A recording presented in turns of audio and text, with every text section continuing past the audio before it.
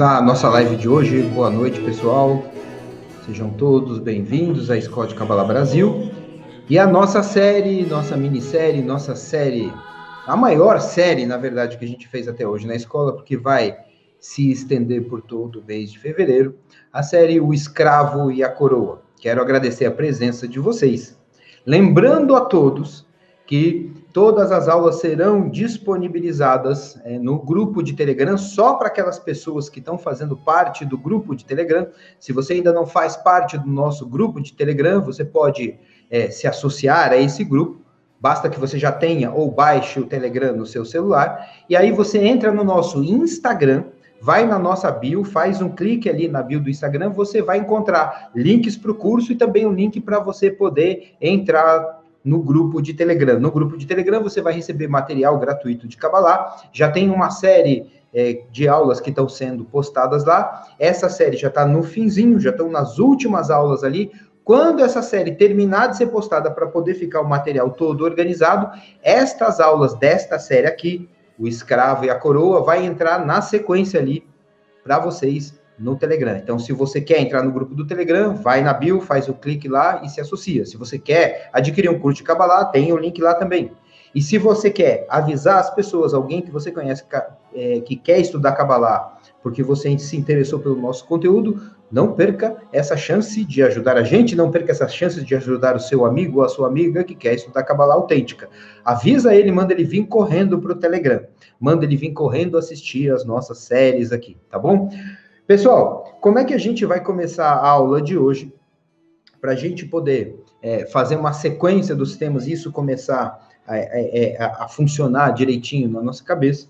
Porque a intenção, a ideia dessa série, O Escravo e a Coroa, é exatamente essa. É de começar a construir um caminho lógico para o nosso entendimento, de forma que quando você atingir o momento de estudar Kabbalah, e quando você começar a olhar para você mesmo, você já tenha condições de, por se entender melhor, conseguir assimilar a Kabbalah de uma maneira muito mais fácil, tá ok? Então, como é que a gente vai construindo essa linha de raciocínio ao longo desse mês? Primeiro, a gente vai sempre iniciando cada uma das aulas com um resumo da aula anterior. O que a gente falou na aula de ontem, na aula anterior? A gente falou, basicamente,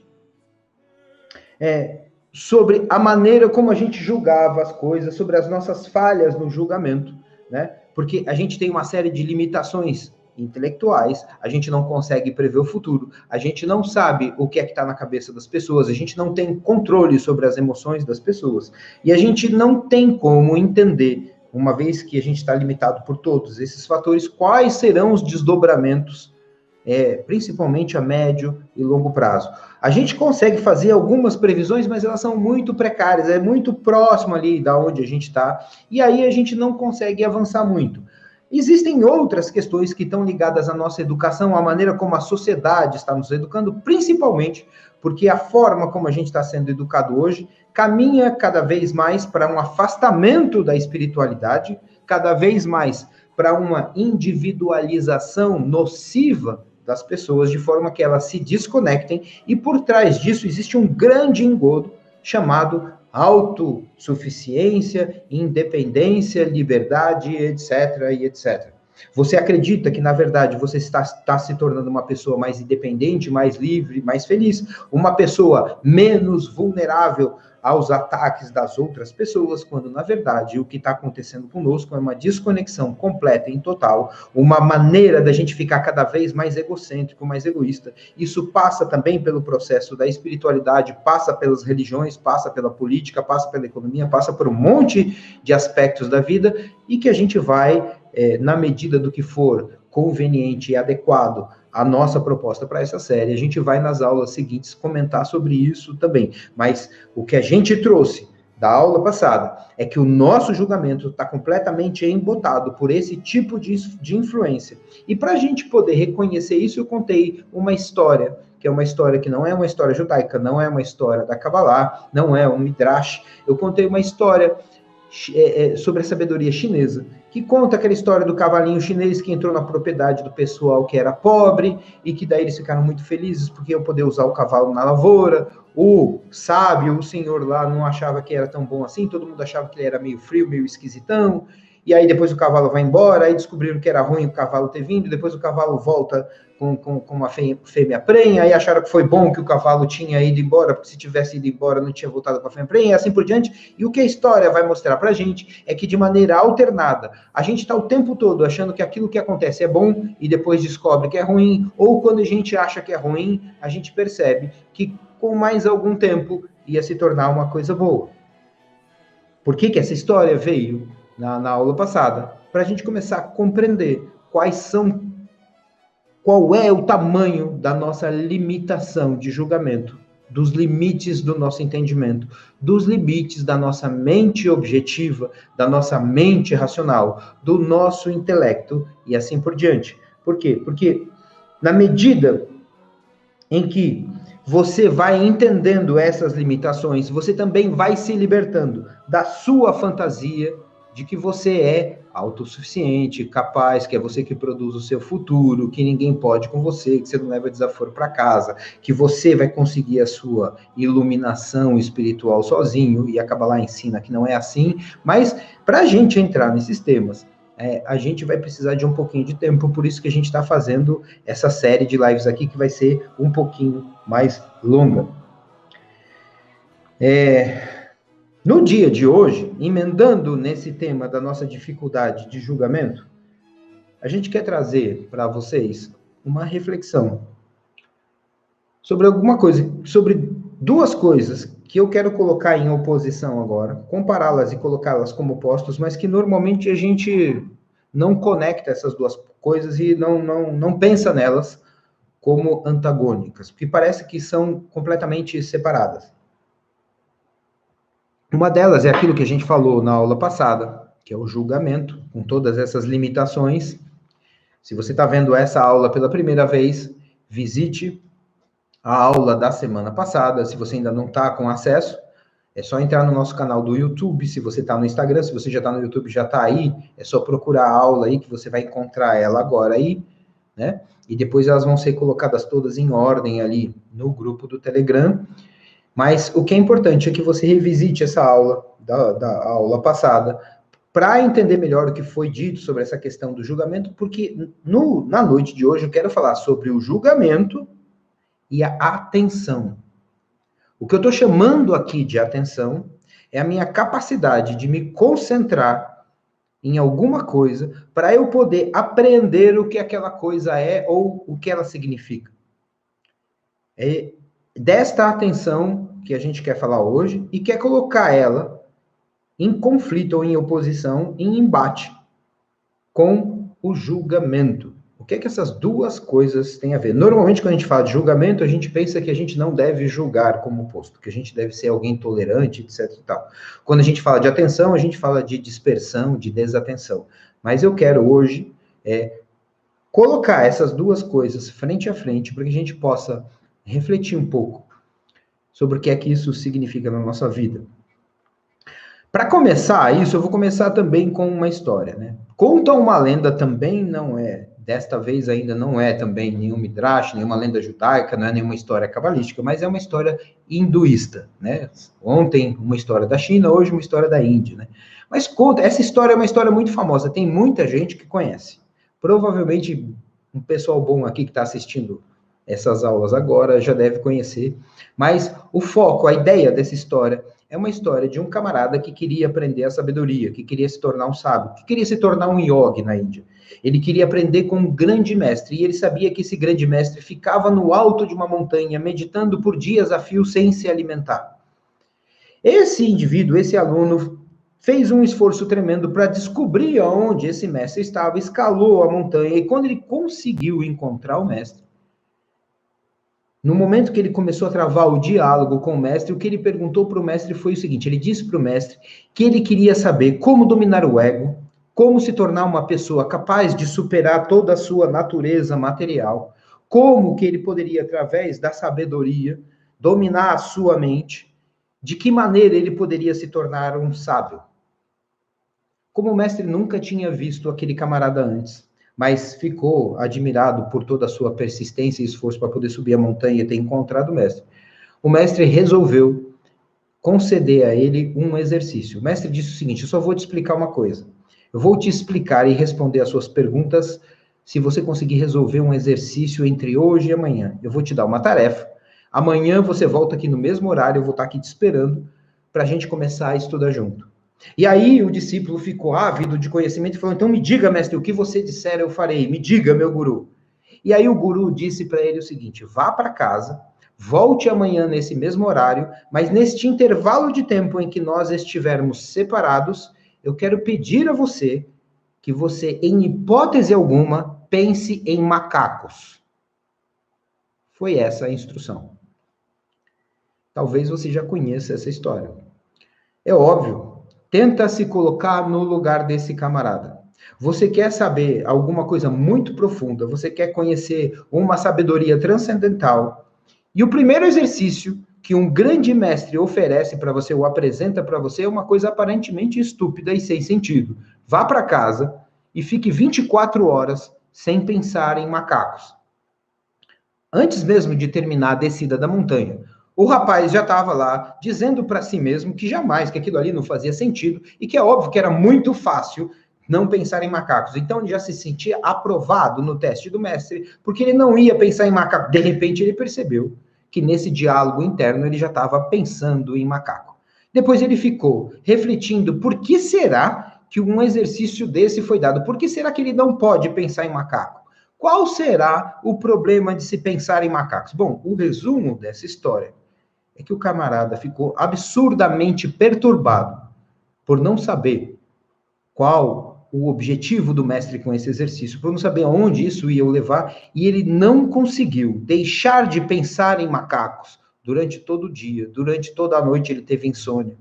Acordou várias vezes, sempre que tentava dormir, ele acordava pensando em macaco, ele ficou tenso, ficou angustiado, ficou ansioso, até que no outro dia ele voltou para o mestre, perturbado, com o olho esbugalhado, com olheira, porque não tinha dormido, todo descabelado, e ele não conseguia se livrar da perturbação de pensar em macacos.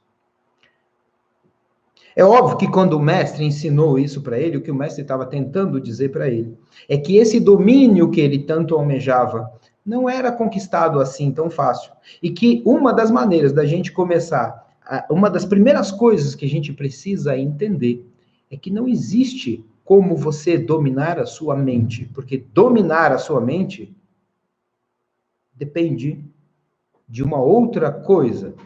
Como é que eu posso dominar a minha mente? Como é que eu posso, agora falando numa linguagem que a Kabbalah usa, controlar o meu ego? Essa é uma grande falácia da espiritualidade, é um grande engodo, é um grande equívoco. Se eu vou dominar a minha mente, quem é que está dominando a minha mente? Se eu vou dominar e controlar o meu ego, quem é que está controlando o meu ego? Não é o próprio ego? Não é a própria mente que está querendo ser dominada? Percebe como é que isso não tem função? Agora, mais do que isso, a gente está trazendo essa história aqui, porque quando a gente disse, eu quero usar ela também de uma outra maneira, porque quando a gente disse que a gente quer comparar a atenção, que é a minha capacidade de estar vazio, observando alguma coisa, para poder absorvê-la e aprendê-la, e comparar ela, confrontar a atenção com o julgamento, perceba que da mesma maneira que é impossível você não pensar em macaco se você tivesse passado por uma experiência como essa, a gente vai entender, até o final dessa live aqui, de que além de ser impossível você controlar o seu ego, de que isso não existe, é impossível você ter uma atenção real, você abrir a sua mente de maneira pura e verdadeira e total para um assunto novo.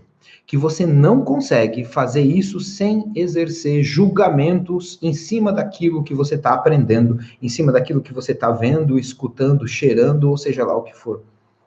Porque uma vez que você tem ego, e que o seu ego não pode ser dominado por você mesmo, porque seria o próprio ego dominando o ego, E você não tem como cindir a sua personalidade, a não ser que você fique doente e esquizofrênico.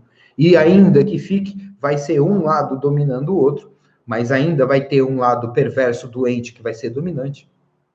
Além de eu não poder dominar o meu ego, e pelo fato de eu não poder controlar o meu ego, eu não consigo verdadeiramente ser puro no momento que eu estou tentando aprender alguma coisa. Eu não consigo ser verdadeiramente puro nas minhas relações com as pessoas. Eu não consigo verdadeiramente estar aberto àquilo que é novo. Porque eu sempre vou validar ou invalidar aquilo que eu estou aprendendo. Isso é um mecanismo automático que normalmente a gente nem se dá conta dele. Eu entro num processo de validação, porque a gente vive hoje numa época em que a ideia de que você tem que ser científico, de que você tem que ser exato, de que você tem que ser preciso, de que você tem que ter método, de que você tem que ser racional. A ideia de ser uma pessoa mais emocional ou mais espiritualizada soa como uma grande bobagem de personalidade fraca. A ideia de você ser uma pessoa fria e calculista, da maneira como eu estou falando aqui, pode não ser muito bem aceita, mas o fato é que o que é estimulado na gente o tempo todo é que você seja exatamente assim, frio, racional e calculista, porque as pessoas muito emocionais normalmente metem os pés pelas mãos. As pessoas mais frias, as pessoas mais serenas, aquelas pessoas que julgam de maneira mais equilibrada, normalmente acredita-se que são mais assertivas, porque não permitem que a subjetividade, ou seja, as questões do próprio sujeito, interfiram na maneira como ela interpreta, julga e aplica os seus julgamentos. A gente acredita de verdade que quanto mais a gente se aproxima daquilo que é exato, matemático e científico, a gente está mais próximo da verdade. A gente foi criado dessa forma. E quando eu sou criado dessa forma, eu faço um esforço tremendo para tirar a minha pessoa, aquilo que é verdadeiro, aquilo que é meu, da minha própria história. Porque aquilo que é meu, verdadeiro, que faz parte do meu sujeito, começa a ser tido como algo que influencia a verdade. Então eu preciso ser uma espécie de papel em branco, por um lado.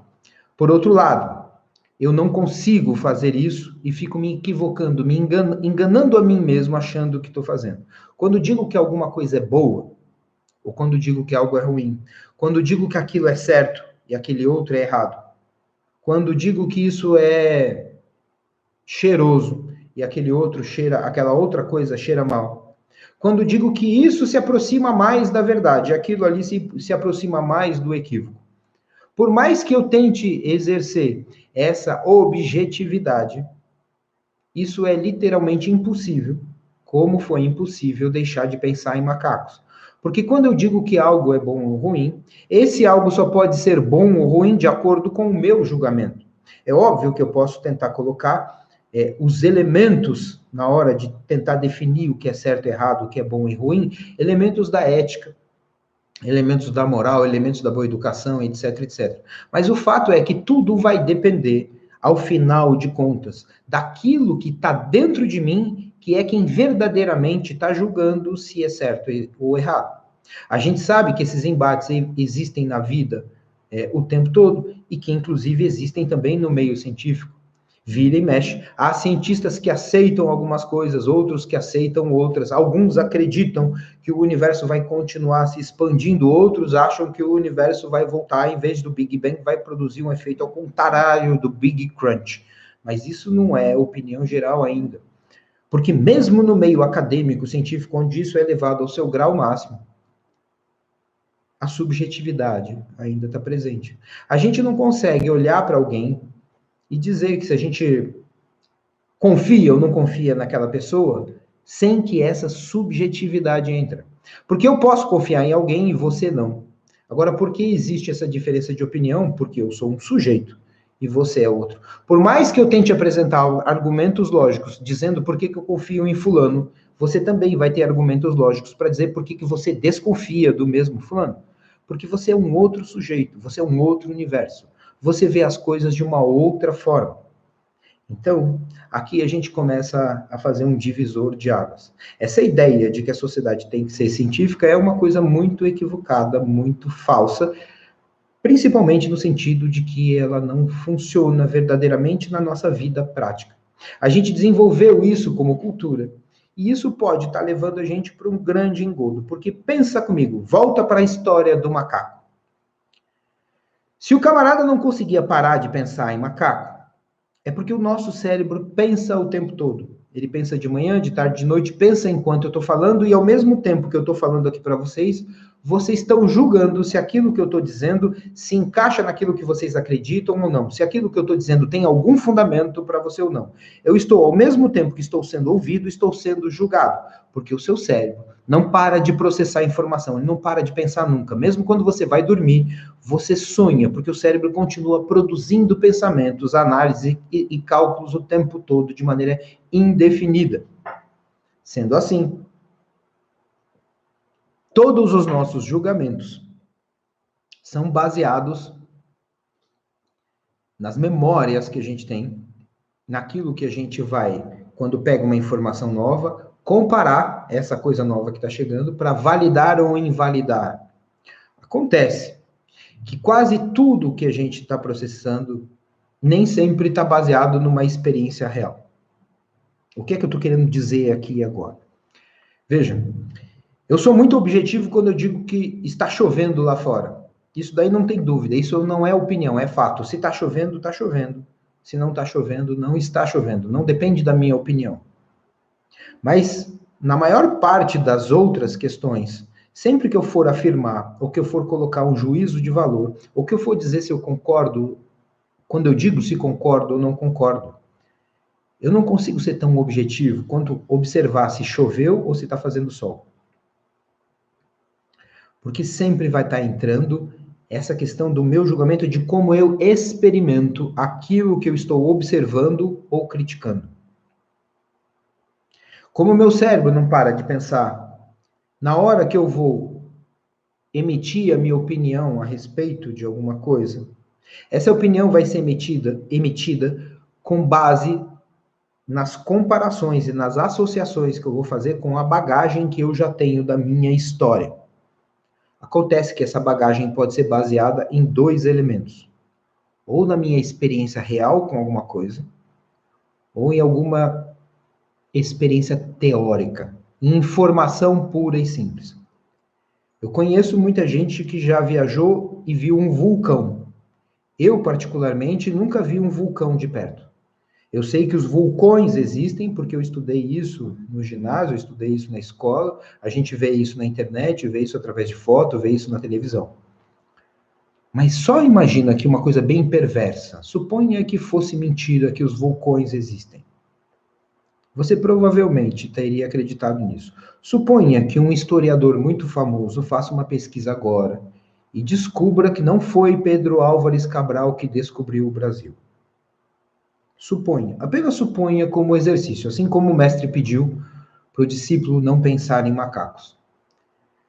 Você tem uma convicção muito forte que Santos Dumont inventou o avião, que Pedro Álvares Cabral descobriu o Brasil e que o ser humano evoluiu a partir de uma certa espécie de macaco, segundo a teoria da evolução de Charles Darwin.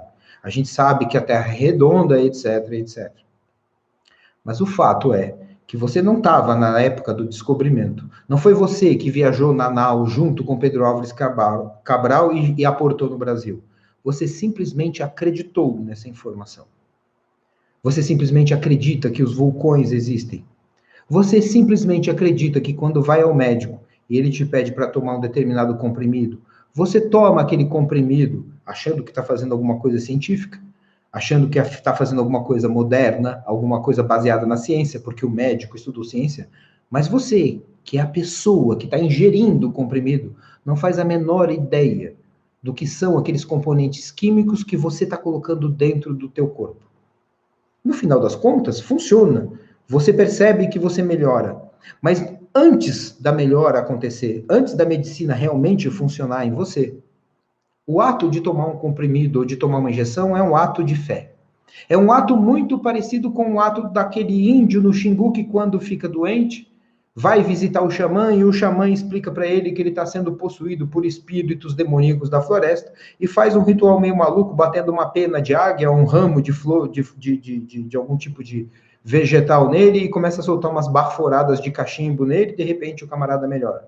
Não tem muita diferença entre esse comportamento que a gente julga primitivo e aquilo que a gente faz no nosso dia a dia. Você acredita que o médico vai te curar pura e simplesmente, mas você não tem ideia de como é que, a menos que você seja um médico também, você não faz a menor ideia de como a medicina funciona. Você está assistindo essa aula aqui pela internet e você não faz a menor ideia da engenharia que tem por trás para poder fazer essa parafernália toda funcionar e a minha imagem, o meu som chegar até você. A gente faz um monte de coisa que não é mais baseado na nossa experiência, mas sim baseado na fé. Na fé, não da maneira como a Kabbalah ensina, porque isso a gente vai ensinar no curso de Kabbalah, mas na fé da maneira como a gente conhece essa palavra, que é simplesmente acreditar em algo que você não tem nenhum elemento para saber se é verdadeiro ou falso. No entanto, quando alguém diz que tem fé em alguma coisa, essa pessoa normalmente ela é muito julgada por isso, porque ela parece uma espécie de idiota moderno, porque acredita em algo que não se pode provar. Mas você, quando paga a sua conta de luz ou quando enche o seu carro no posto de gasolina, acredita que realmente aquilo que foi auferido na bomba de gasolina ou no seu relógio de luz realmente está correto. Mas você nunca teve condição de experimentar se aquilo ali é verdadeiro ou falso. Você continua acreditando que foi Pedro Álvares Cabral que descobriu o Brasil e você continua acreditando que o homem evoluiu a partir de uma determinada espécie de símio sem nunca ter tido prova disso. Se você, desde pequeno, tivesse sido educado numa escola onde dissesse que a espécie humana evoluiu das rãs e eles colocassem pequenos crânios e esqueletos de rãs que foram aumentando um do lado do outro e mostrassem essas fotos para você no livro, provavelmente hoje você acreditaria que a espécie humana evoluiu a partir das rãs. Eu não sei se você já comeu rã, já viu uma rãzinha com a perninha aberta assim, ela é muito parecida com o ser humano. Agora, a gente acredita que veio do macaco porque escolheram o macaco para dizer para a gente. Eu não estou invalidando Pedro Álvares Cabral, eu não estou aqui questionando neste momento a teoria da evolução do Darwin, eu não estou dizendo que a Terra não é redonda, não sou terraplanista, eu não estou fazendo nada disso. Mas para você acreditar que a Terra é redonda, você deveria ter saído da Terra e olhado para ela por si mesmo. Só que existem uma série de convicções muito fortes na gente hoje, que estão ali como informação e não como experiência real. Existem algumas coisas que realmente você viveu, e quando você emite o seu julgamento ou a sua opinião, isso é feito com base numa experiência concreta sua. Mas existem muitas outras que estão aí circulando por dentro de você, fazendo você entrar em determinados enfrentamentos com as outras pessoas, simplesmente porque você leu aquilo num livro, ou pior, às vezes num blog de internet. E a gente começa a formular as nossas opiniões e construir a nossa personalidade muito mais baseadas em informações que a gente não tem nenhuma comprovação. E pior ainda, a gente não tem nenhuma experiência concreta com aquilo. E assim a gente cria convicções pétreas baseadas em alicerces ou alicerçadas na areia. Porque eu tenho aquilo apenas como alguma informação que chegou para mim, não como uma experiência real.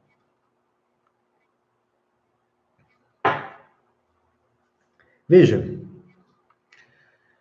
quando a gente fala que a ciência está acima da religião, que a razão tem que estar acima do sentimento, eu ainda não quero invalidar isso com vocês, não é exatamente por aí que eu estou indo. Mas eu só quero, nesse momento, nessa aula, que a gente pense o quanto que a gente bota 100% da nossa energia e dos nossos julgamentos baseados em coisas que são abstratas e que a gente defende como se fosse uma experiência real e concreta. Entende o que eu estou falando? Aí, aonde que a gente vai chegar com isso? Se eu começo a acreditar que a ciência não pode ser questionada, se eu acredito que só porque apareceu no jornal, só porque deu na notícia, é verdadeiro e não pode ser questionado, o que eu estou fazendo é fazer com que o jornalismo ou a ciência se torne a nova religião do século XXI. Eu estou assumindo uma postura totalmente sectária e dogmática, só que agora eu simplesmente troquei de objeto. Antes o objeto era a igreja, agora o objeto é determinado jornal ou determinada opinião científica. E a gente sabe que é muito comum, um exemplo clássico é o modelo atômico. A gente sabe que o modelo atômico começa lá atrás na Grécia, vai passar por Rutherford, que vai reformular esse modelo atômico. Depois, na modernidade, esse modelo atômico assume um outro formato, e agora a física quântica já diz que o átomo é uma outra coisa. Então a gente tem pelo menos 3 ou 4 modelos do átomo determinados pela ciência, todos diferentes um do outro, e o fato real e concreto é que nenhum cientista na face da Terra jamais viu um átomo. Um átomo é algo puramente teórico. É óbvio que ele está baseado em uma série de experimentos, mas não existe um microscópio potente o suficiente para você poder observar um átomo como você observa uma célula, por exemplo. Um átomo é tão pequeno que é impossível de ser observado por um aparelho. Então, tudo que se sabe dele são suposições e cálculos muito bem fundamentados, mas podem não ser verdadeiros. Havia um pensador do século XIX que dizia exatamente isso. Ele dizia que acreditar em anjo ou acreditar em átomos era a mesma coisa, porque ninguém jamais viu nenhum nem outro. Mas a gente acredita que quando a gente defende determinadas ideias que foram vendidas para nós como ciência, que aquilo é uma verdade absoluta e inquestionável, e esta é a mesma postura sectária e dogmática que a gente critica nas pessoas que aparentemente são religiosas. Porque os meus valores estão caminhando cada vez mais para uma separação da minha própria natureza. Porque, afinal de contas, se alguma coisa for aceita como verdade porque deu na notícia ou porque está escrita por um cientista, isso vai invalidar a minha experiência pessoal por completo. Porque o cientista sabe e eu, ainda que tenha experimentado algo, não sei o que estou falando. Porque deu numa determinada notícia, quer dizer que aquilo é verdade, e aquilo que representa realmente para mim não tem nenhum sentido. Quando a gente vai estudar Kabbalah, eu disse que a questão da fé, isso é uma questão que a fé, a gente tem aulas sobre a fé no curso de Kabbalah, então não dá para a gente falar aqui agora, porque isso precisa ser desenvolvido ao longo do tempo. Mas para Kabbalah, fé não tem nada a ver, absolutamente nada a ver, com acreditar em alguma coisa que você não tem como provar. Da mesma forma, para Kabbalah, a sabedoria em si da Kabbalah, você não deve entrar na sabedoria baseado nesta fé que é explicado para a gente no mundo comum. A Kabbalah não vai pedir que você acredite ou deixe de acreditar em alguma coisa. Ela vai dizer para você qual é o método que a sabedoria ensina há milênios e de que maneira você vai agir como se você fosse o seu próprio sacerdote e o seu próprio cientista. De uma maneira que é explicada dentro da sabedoria da Kabbalah, você vai fazer uma série de experimentos dentro de você mesmo e você vai experimentar tudo o que está sendo dito. E as conclusões vão ser tiradas por você não com base naquilo que você leu no livro, não com base no conselho de faça isso ou faça aquilo, mas sim com base na tua experiência concreta. Você é que vai chegar nas conclusões.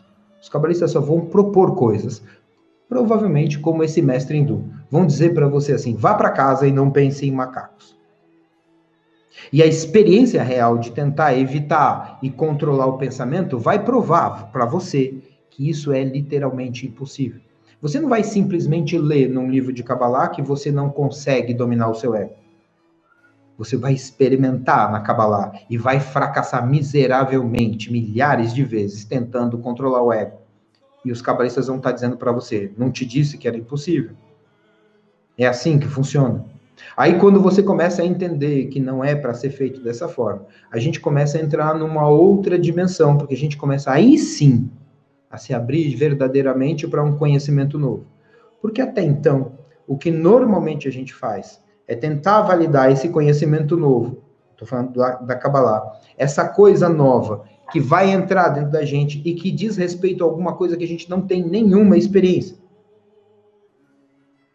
Porque, como sempre é repetido nas nossas lives, a Kabbalah autêntica não trata de absolutamente nada desse mundo físico. A Kabbalah não vai falar sobre a sua prosperidade, não vai dizer como é que você melhora a sua saúde, a Kabbalah não vai tratar de nada. Se quer melhorar a sua saúde, procura um médico, um nutricionista, uma academia, um instrutor de educação física, sei lá. Quer cuidar das suas relações com as pessoas que não estão indo bem? Procura um psicólogo para melhorar você como pessoa, ou um advogado se você já estiver num conflito muito acentuado. Agora, quando você quiser entender alguma coisa sobre a espiritualidade que transcende completamente a matéria, é aí que a Kabbalah vai entrar. Todos os livros de Kabbalah estão escritos desta forma. Embora a gente leia ali, por exemplo, na Bíblia, o natural, uma série de histórias que vão falar sobre rio, montanha, guerra, assassinato, vitória, travessias homéricas e etc, um monte de coisas épicas, ela não está falando de absolutamente nada desse mundo. Então, quando começa a entrar em contato com uma sabedoria dessa, como é que eu posso cometer o primeiro grande erro de toda pessoa que começa a estudar Kabbalah, que é começar a ouvir aquilo que está sendo dito, para ver se eu posso validar ou se eu devo validar ou invalidar aquilo que está sendo dito. Se eu começar a tentar fazer o infinito caber dentro de mim para eu poder validar ou invalidar isso, eu estou estragando tudo, primeiro porque eu vou ter que fazer uma redução gigantesca. Segundo que, se é algo que eu ainda não aprendi, não é o momento de eu validar ou invalidar. Porque para poder validar ou invalidar alguma coisa, eu tenho que ser maior do que aquilo que estou validando ou invalidando. Se eu sou maior, eu não tenho nada para aprender lá. Agora, quando eu estou tentando aprender alguma coisa, eu preciso parar de julgar e conseguir uma atenção pura, livre. Por isso que a gente vem dizendo nessas últimas aulas que você precisa pegar toda a sua bagagem quando for estudar Kabbalah e guardar ela com muito carinho numa gaveta, porque aquilo ali é o seu tesouro, mas é um tesouro que no momento de estudar a espiritualidade de uma maneira autêntica, ele não pode interferir naquilo que você vai estar ouvindo. Porque a Kabbalah você não vai aprender com a sua razão, mas através do teu contato com os textos, através do teu contato com a sabedoria, alguma coisa vai despertar inicialmente no seu sentimento. Eu tenho mais coisas para falar sobre isso, mas essa live, eu acho que o nosso tempo da live já está sendo esgotado. A gente ainda tem que falar sobre o poder da linguagem, de que maneira que a linguagem está influenciando a gente, mais algumas outras coisas. Mas a gente deixa isso para a aula de amanhã, tá bom? Eu espero que tenha sido válido para vocês e aguardo vocês amanhã com a nossa série O Escravo e a Coroa. Valeu, pessoal.